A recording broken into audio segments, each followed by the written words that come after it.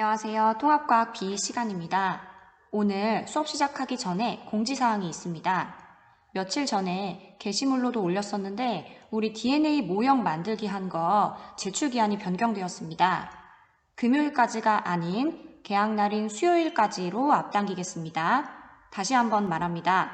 개학날인 6월 3일, 내일 모레죠. 수요일에 담임선생님과 아침 조회가 끝나자마자 임시반장이나 또는 과학부장을 희망하는 학생이 있으면 나서서 DNA 모형을 좀 걷어주세요. 3반부터 6반까지는 3층 자연과학부실 김태희 선생님에게, 나머지 반인 1, 2반, 7반부터 11반까지는 2층 1교무실 박정은 선생님에게 제출해주세요. 수행평가에 반영되므로 제출기한을 엄수해 주시기 바랍니다. 우리 1, 2학년이 격주등교로 바뀌면서 평가 내용과 평가 기준, 기한 등이 바뀌었으니 양해 바랍니다. 자, 그럼 오늘은 다가오는 중간고사 대비를 위해서 배운 내용 복습할 겸 교과서 문제풀이를 하는 시간을 가질게요. 교과서 81페이지입니다.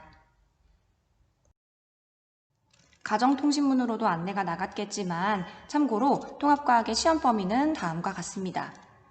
그 중에서도 통합과학 B는 대단원 2단원 전체와 대단원 5단원에서 소단원 1단원인 생명시스템의 기본 단위까지 보겠습니다. 먼저 대단원 2단원의 마무리 문제입니다. 중간중간 영상을 멈추면서 문제를 먼저 풀고 선생님의 풀이를 들어보세요. 1번. 그림 가와 나는 우주와 지각의 구성 원소를 나타낸 것이다. A와 B에 해당하는 원소를 옳게 짝지은 것은, 자, 우주에는 가장 많은 원소가 수소, 다음으로 헬륨 정도 있었죠. 지각에 가장 많은 원소는 산소, 그리고 규소, 알루미늄 순서로 쭉 갔어요. 지구에 많은 원소는 철이 가장 많았죠. 그 다음이 산소, 그 다음 규소였어요.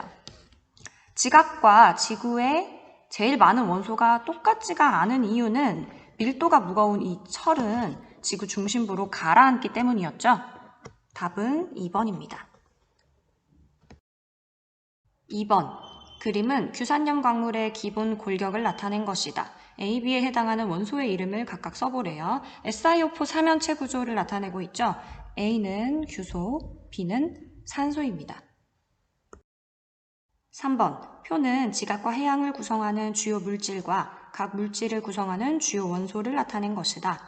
자, 지각을 구성하는 주요 물질은 규산염 광물이고 규산염 광물을 구성하는 원소는 규소와 산소죠. 해양을 구성하는 주요 물질은 당연히 물일 거고 물을 구성하고 있는 원소는 수소와 산소입니다. 가에 들어갈 물질의 이름 물, 나에 들어갈 원소의 기호는 O입니다. 4번. 탄소화합물을 설명한 내용으로 옳은 것만을 있는 대로 고르면, 포도당과 DNA는 탄소화합물이다. 그렇죠. 둘 다 탄소를 포함하고 있기 때문에 탄소화합물 맞습니다. 탄소화합물의 종류는 몇 가지로 한정적이다. 탄소는 4개의 팔을 이용해서 여러 원소와 공유결합할 수 있었고 심지어 탄소끼리도 이중결합, 삼중결합 등을 하기도 했었고 사슬 모양, 고리 모양 등 다양한 모양을 만들 수도 있었어요. 그래서 탄소화합물의 종류는 굉장히 많습니다. 디귿. 탄소를 기본 골격으로 수소, 산소 등의 원소가 결합한 화합물을 탄소화합물이라고 하죠. 답은 3번. 5번. 다음은 생명체를 구성하는 물질 X를 설명한 것이다. 단위체와 단위체 사이에 펩타이드 결합이 형성된다. 단위체의 조합에 따라 다양한 입체 구조가 형성된다. 펩타이드 결합이란 아미노산과 아미노산 사이에 물이 빠져나가면서 생기는 결합이었죠. 이렇게 아미노산들이 쭉 결합하면 단백질이 되니까 X는 단백질을 말하는 거겠네요. 이를 설명한 내용으로 옳은 것을 모두 고르면 X는 탄수화물이 아니라 단백질이고 기억은 단백질의 단위체는 아미노산이 맞죠. X의 구성 원소에 질소가 포함되냐?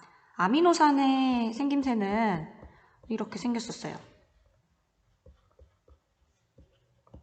이게 첫 번째 아미노산이라고 하고 두 번째 아미노산을 여기다 그려보면 나머지 부분은 똑같고 알기가 R2라고 그려보겠습니다. 한 아미노산의 카복시기에서 OH가 다른 아미노산의 아미노기에서 H가 만나서 물이 되어 빠져나가면서 CO와 나머지 NH1가 이렇게 연결이 됩니다. 이렇게 쭉 연결된 것을 단백질이라고 부르고 단백질에는 구성 원소로 질소 여전히 포함하고 있죠. 답은 5번. 6번. 그림은 DNA의 구조를 나타낸 것이다. 이를 설명한 것으로 옳지 않은 것은 1번. 효소의 성분이다. 나중에 배우겠지만 효소는 단백질로 되어 있어서 주성분은 단백질입니다. 2번. 핵산의 한 종류이다. 그렇죠. 핵산에는 DNA, RNA가 있었죠. 3번. 유전 정보를 저장한다. 맞죠? 4번. 구성물질에 인산, 당, 염기가 있다. DNA의 단위체는 뉴클레오타이드였고 뉴클레오타이드는 인산, 당, 염기가 1대1대1로 결합한 구조였어요. 두 가닥의 폴리뉴클레오타이드로 구성된다. 그렇죠. 뉴클레오타이드가 여러 개 연결되어 있는 폴리뉴클레오타이드가 한 가닥, 그리고 또 한 가닥. 그래서 두 가닥으로 구성되어 있었습니다. 82페이지로 넘어갈게요. 표는 생명체를 구성하는 물질 가와 나의 예를 나타낸 것이다. 가와 나는 각각 핵산과 단백질 중 하나래요. 예시로 RNA가 써져 있는 가가 핵산, 헤모글로빈을 예시로 가진 건 단백질이죠. 가와 나를 구성하는 단위체를 쓰라고 했으니까 핵산의 단위체는 뉴클레오타이드, 단백질의 단위체는 아미노산이라고 하면 되겠죠. 8번. 초전도체의 온도에 따른 저항 변화 그래프로 가장 적절한 것은 초전도체는 특정 온도 이하에서 저항이 0이 되는 현상을 보이죠. 따라서 그런 모습을 그린 그래프는 4번입니다. 9번. 그림은 탄소 원자가 육각형 모양으로 결합하여 한 층으로 펼쳐져 있는 신소재를 나타냈대요. 그래핀을 보여주고 있네요. 옳지 않은 것은 강철보다 강도가 세죠. 구리보다 열을 잘 전달하고요. 빛이 잘 통과하여 투명하다. 그렇죠. 구리보다 전자 이동 속도가 빠르죠. 휘어지게 하면 전기적 성질이 사라지는 게 아니라 휘어지더라도 전기적 성질은 그대로 유지됩니다. 답은 5번. 10번. 산소와 규소 원소로 이루어진 규산염 광물의 종류가 다양한 까닭을 설명해 보래요. 규산염 광물은 SiO 삼연체끼리 산소 원자를 공유하면서 결합합니다.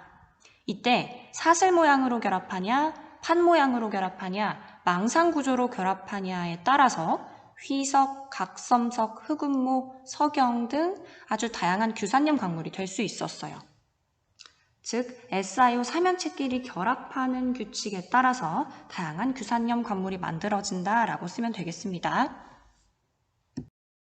11번. 그림은 녹말과 단백질의 일부를 모형으로 나타낸 것이다.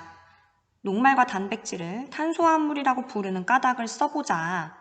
녹말과 단백질 둘 다 이 탄소, 까만색 탄소를 기본 골격으로 해서 수소, 산소, 질소 등과 공유결합으로 이루어져 있기 때문이죠.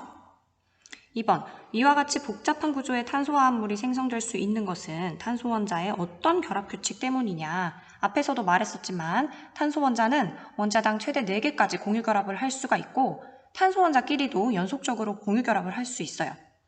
탄소끼리 결합할 때 이렇게 사슬 모양 또는 고리 모양을 만들 수도 있고요. 12번. 그림은 DNA, RNA, 단백질을 구분하는 과정을 나타낸 것이다.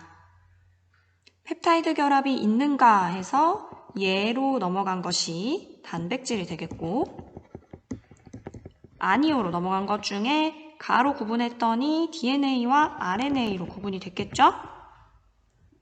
A와 B는 각각 단백질, RNA일 거고 가에 들어갈 적절한 구분 기준, DNA와 RNA를 구분하는 기준을 써주면 되겠죠. 이중나선 구조인가? 또는 염기로 T를 가지는가? 당으로 디옥시리보스를 가졌는가? 등이 가능하겠습니다. 다음 83페이지입니다.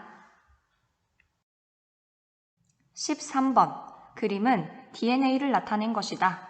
몇 개의 단위체로 구성되어 있으며 염기의 배열 순서는 무엇을 의미하는지 설명해 보자. DNA를 나타낸 것이니까 단위체는 뉴클레오타이드겠죠. 뉴클레오타이드는 인산, 당, 염기로 구성되어 있는데 이러한 뉴클레오타이드가 왼쪽 가닥에 6개, 오른쪽 가닥에도 6개, 총 12개 있고요. 위에서부터 아래로 이렇게 쭉 배열되는 염기의 순서는 생물마다, 개체마다 다른 유전 정보를 의미하는 것입니다. 여기서 A는 항상 T와 G는 항상 C와 상보적 결합을 이루고 있다는 거 확인하시고 같은 맥락에서 A의 개수가 3개니까 T의 개수도 당연히 3개겠다는 것도 알 수 있어요. 다음 14번, 그림 가는 연잎을. 그림 나는 연잎의 특성을 모방하여 만든 자기세정 페인트, 스스로 깨끗함을 유지하는 페인트를 나타낸 것이다. 자기세정 페인트는 연잎의 어떤 특성을 모방한 신소재인지 설명해보자. 연잎은 다들 본 적 있을 거예요. 비가 와도 빗방울을 튕겨내고 빗물이 고여도 흘러내려가도록 합니다. 그 까닭은 연잎의 표면에 나 있는 돌기들과 연잎 표면을 코팅하고 있는 왁스 성분 때문인데요. 연잎의 돌기들은 현미경으로 관찰해야만 보일 정도로 아주 미세하고 대충 봤을 때는 티가 나지 않아요. 연잎의 이런 특징을 모방해서 만든 것이 자기세정 페인트이고 먼지와 함께 물방울이 흘러내려가도록 한다고 합니다. 다음 15번은 각자 시간 날 때 한번 읽어보고 생각해 보시면 되겠고요. 다음은 169페이지입니다. 대단원 5단원의 마무리 문제에서 앞부분만, 시험 부분만 같이 보겠습니다.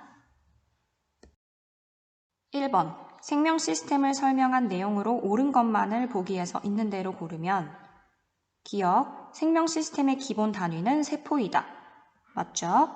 생태계의 생물적 요인은 생명 시스템을 이룬다. 맞습니다. 문장이 좀 익숙지 않아도 문제를 통해서 그렇구나 라고 익히시면 됩니다. 디귿, 생명 시스템에서는 세포막을 경계로 외부 환경과 상호작용한다.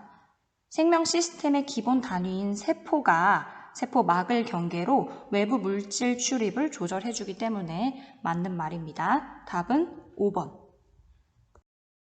2번, 그림은 동물세포의 구조를 나타낸 것이다. 가나의 설명에 해당하는 세포 소기관의 기호를 각각 써보자. 유전물질인 DNA가 있으며 생명활동을 통제하고 조절하는 것은 A, 핵이죠. 주로 인지질과 단백질로 구성되어 있으며 세포 안팎으로의 물질 출입을 조절하는 것은 B, 세포막이죠. 여기서 C는 그림을 자세히 보면 미토콘드리아를 나타내고 있습니다. 3번, 다음은 식물세포의 세포막을 통한 물질 이동을 설명한 세 학생의 의견이다.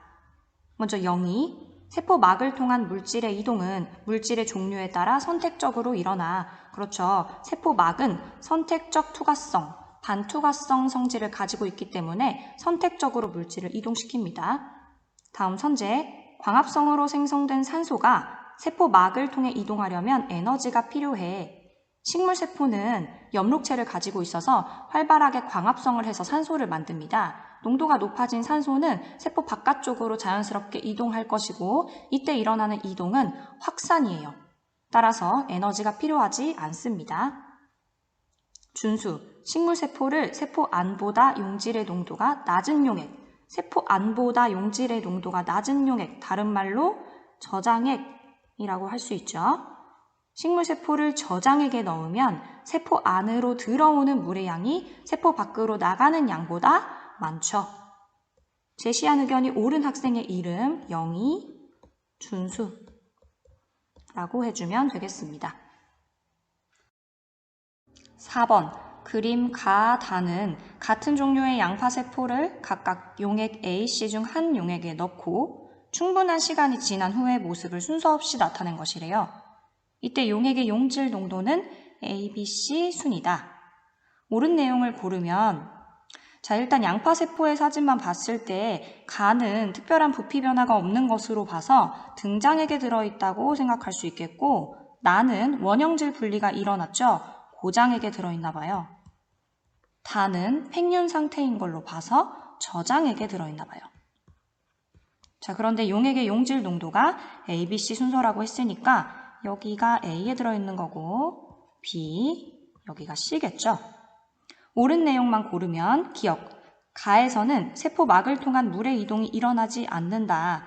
세포가 등장액에 있다고 해서 세포 안팎으로 물의 이동이 아예 없는 것은 아니라고 했어요. 틀렸고, 나에서 세포벽과 세포막의 분리가 일어났다. 그렇죠. 세포가 고장액에 들어가면 세포벽은 그대로 있는데 세포막이 이렇게 분리된 원형질 분리가 일어난 것을 볼 수 있어요. 다는 용액 C에 넣은 양파세포를 관찰한 모습이다. 그렇죠. 다는 저장액에 들어있어서 팽팽해진 모습을 보여주고 있습니다. 답은 4번. 5번부터는 물질 대사에 대한 문제이기 때문에 시험 범위가 아닙니다. 그래서 4번까지 이렇게 같이 풀어봤고요. 오늘 수업은 여기까지 하겠습니다. 등교 계약하고 만나요. 안녕.